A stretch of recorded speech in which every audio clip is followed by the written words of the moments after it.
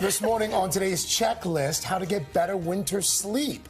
Whether you can't seem to get out of bed on these cold mornings or you're tossing and turning at night, we have help. We have brought in the expert, Dr. Michael Breus, a clinical psychologist, also author of the book Energize. He's, of course, known as the sleep doctor, arguably the leading expert on the topic of sleep in this country. Before we get into this checklist, Dr. Breus, what is it about this time of year that seems to screw up our sleep so much?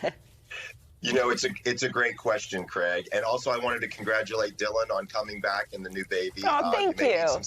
You may need some sleep help with the kids in the future. Just let me know. Happy to help out there. But winter months are certainly more difficult for sleep for people for a whole host of reasons. Believe it or not, the temperature is one reason, and then the lack of light or the ability to get light in the early morning, because a lot of places have got cloud cover and things like that. Light turns out to be a big factor, as well as temperature. Dr. Breus, yes, I could go off on how I'm not sleeping right now, but let's start with the mornings, because I feel like I could toss and turn all night long, and the second the morning comes, I'm cozy, I'm warm, I'm comfortable, I'm so sleepy. But how do you wake up after being so comfy?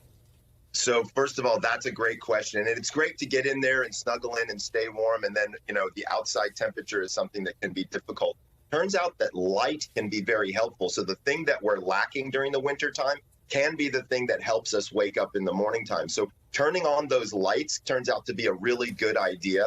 Sunlight, if you can go by the window and get sunlight, depending upon what time you wake up. I know you guys wake up super duper early, lots of times before the sun comes out. So even an artificial light that you could purchase would be valuable to you as well. Other things that people can do to help them get up and out in the morning is have an accountability partner, or take their alarm and put it across the room. So they have to actually get up and walk across the room to kind of get themselves going. But also waking up at the same time every single day allows you to make it easier for you to wake up. And that can also be helpful in the morning. And you said vitamin D too? I saw that. Yeah, so interestingly enough, vitamin D is really, really important. It turns out it's a circadian pacemaker, and we can get it in supplemental form. We only need about 15 minutes of sunlight to be able to get that vitamin D. So I know it's chilly out there, but if you can be outside for 10 or 15 minutes and get some of that direct sunlight, it's definitely going to, believe it or not, help your sleep. I didn't know that. Well, before you get to sleep, Dr. Breus, the night before, what about temperature? And I know, it can be a battle if you're married. Yes. Some of your spouse may like it warmer, you may like it cooler. That's right. Okay, settle this for us. What's the ideal sleep temperature?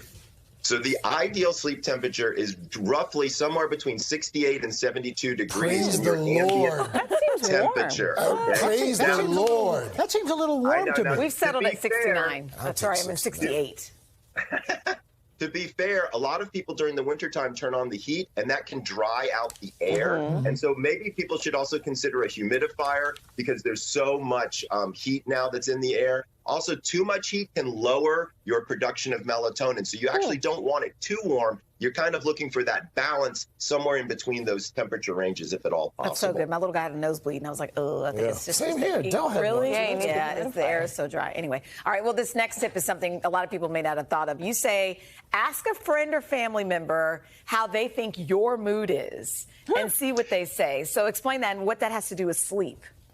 Sure. So during the winter months, people can get something that we call seasonal affective disorder, or the winter blues, if you will. And so a lot of times we don't even know it, but we want to, let's say, extend our sleep. So instead of sleeping for 7 hours, we're now feeling like we need to sleep 8 or 9 hours. That's called hypersomnia, which is associated with seasonal affective disorder. This is a mild form of depression, and a lot of people can talk with a friend and say, hey, am I off?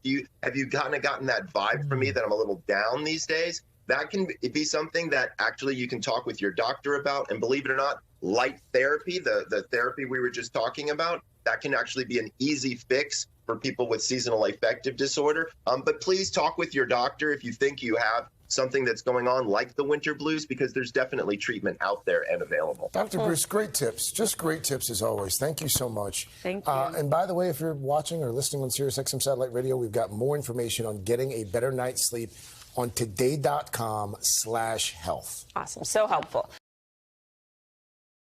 Hey, thanks for watching our YouTube channel.